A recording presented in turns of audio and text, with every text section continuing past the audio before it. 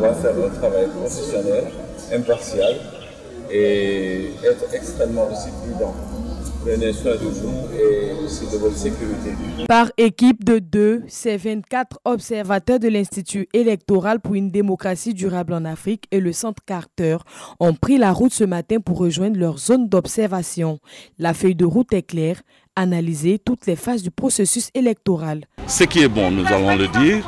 Quand il y a des dysfonctionnements, nous allons le dire en faisant des recommandations fortes pour permettre à ceux qui gèrent les élections en Côte d'Ivoire de les améliorer. À leur arrivée, ces observateurs de court terme vont être formés sur les enjeux régionaux et les spécificités de leurs circonscriptions respectives. Au total, le jour du scrutin, plus de 50 observateurs provenant de 28 pays, dont 20 africains, apprécieront le processus. La mission publiera peu après le scrutin les premières conclusions.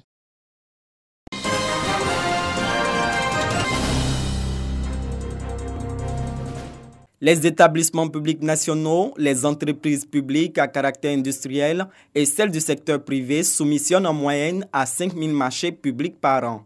Quelle est l'incidence de ces marchés publics sur l'économie nationale? Comment les secteurs comme l'éducation et la santé en tirent profit? C'est à ces problématiques que va tenter de répondre cette étude lancée par l'Autorité nationale de régulation des marchés publics, ANRMP. L'objectif, c'est de voir un peu quelle est l'incidence de ces marchés publics-là sur notre économie nationale. Comment est-ce qu'on peut utiliser ces marchés publics-là pour améliorer notre économie? Les résultats attendus au niveau des autorités de régulation sont bien évidemment savoir si l'ensemble des règles édictées par le Code des marchés publics pour la gestion de nos marchés publics, les principes, c'est-à-dire la transparence, l'équité, la libre concurrence, l'économie et l'efficacité ont apporté une amélioration à tous ces secteurs prioritaires, éducation nationale, agriculture, infrastructure et bien évidemment sur nos entreprises et nos PME. Le secteur privé aussi a intérêt à savoir quels sont les secteurs porteurs.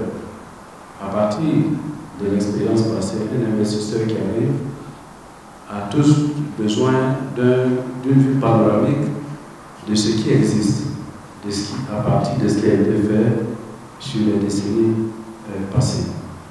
Ces données, nous ne les avons pas. L'étude devrait pouvoir permettre de les mettre à disposition. Le représentant du cabinet d'études sélectionnées, Christian Boga, a présenté la méthodologie. Il s'en est suivi des échanges avec les points focaux en charge des marchés publics dans les administrations. La collecte des données va durer 3 mois. Les résultats de l'étude sont attendus pour février 2021.